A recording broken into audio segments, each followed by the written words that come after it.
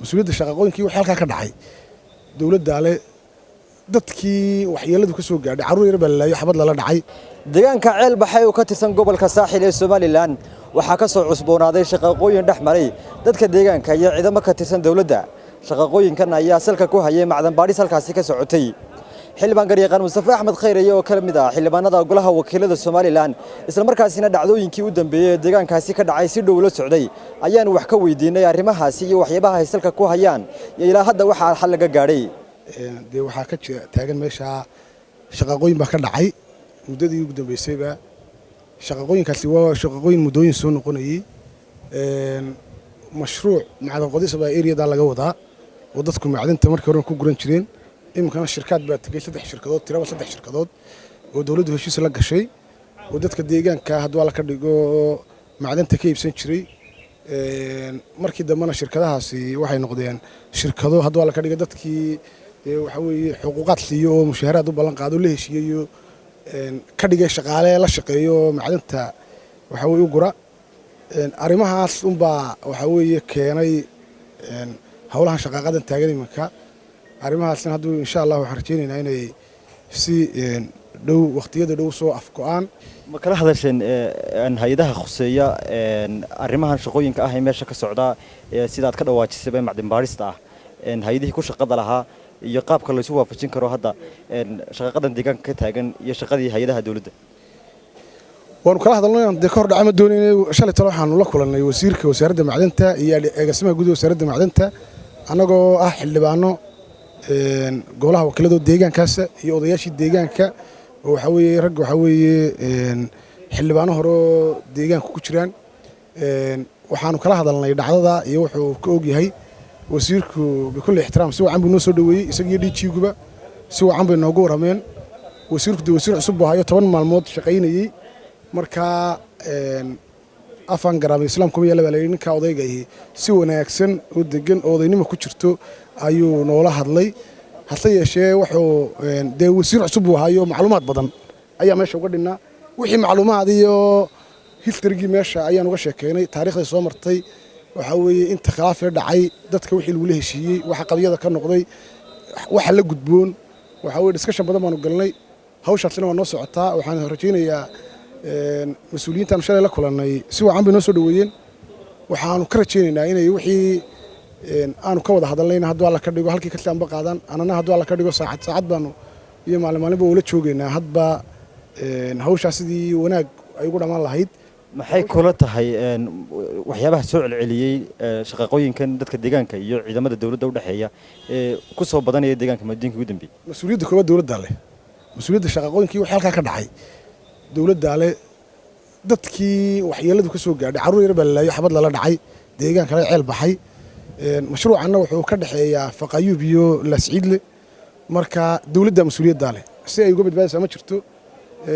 hadii wasiirku cusub yahay waxa weeye inaanu qof cusub aan mas'uuliyad lahayn inaanu dambi sida aanu saarin wasiirka cusub iyo sidoo la hadlayna aanu u cadeynayna inuu waxa weeye si wanaagsan oo la hadlay waxaanu cadeynaa wasaaraddeena wax ka xun yihiin horena wax uga xumaayeen haddana aanu ka rajaynayno wasiirku inuu hagaajiyo wixii khaldanaa dawladda ana qaybta kale oo dadkii ciidan gelisay dadkuna ciidan u baahan yahay aqli in lagu hadlo u baahnaa aqliga laga hadlo sharci deegaanka laga shaqeynayna ma jiro golihii wakiiladan jooga waxa weeye xeerkii shidaalka imika ajendaha noogu jiray xeerarkii macdanta iyo xeerkii dakhliga shidaalka xeerarkii natural resource ama kheyraadka dabiiciga dalku gool ay hor yaalaan horena xeerkii macdanta waa loo diiday halkaa wax laga shaqeynaya waxay sharci darro yahay haddana waa sharci darro dadka markii hore wixii la gaaray wuxuu ahaa waxa weeye ka firsan waabay ahayd iyo isfaham dadka deegaanka iyo waayeelkii gaadheen isfahamkii wax ka soo baxeenoo waxa weeye laga baxay dadkii hadday tahay xuquuqaadkii dadku lahaayeen oo sheeganayaan oo shirkadii qaar kaceen oo ka guureen qaar dhisamadooda yiri kor baan u haynaynaa iyo hana loo xiro waxa weeye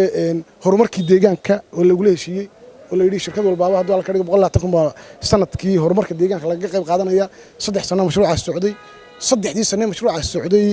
wax ka yar 70,000 sida la sheegay laba barkadood oo deegaanka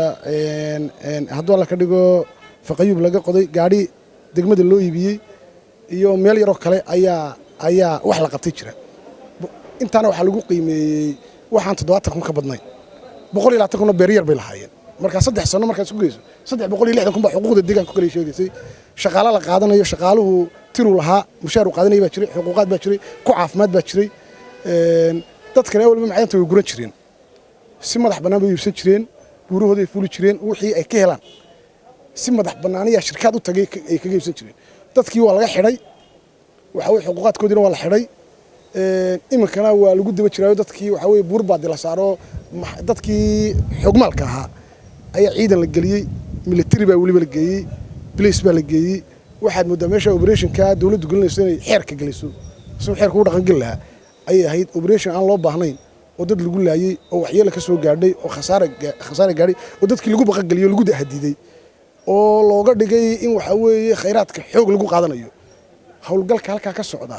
ama amniga ahaado ama waxa weeye maamul ahaade waa hawlgal sharci darro ah wasiirka cusub baanu iminka rajo ka qabnaa sheegtay inaad mas'uuliyiinta kala hadasheen khusaya arrimahan hadda xaaladda deegaanka waa sidee xaaladda deegaanku waa xaalad kacsan unde xaaladda deegaanka kol haddii ciidan joogo kol haddii dad colaho dadkii shaqaysanayay xooggoodii loogu soo galay ay waxa weeye magaaladii ka baxeen oo buura saaran yihiin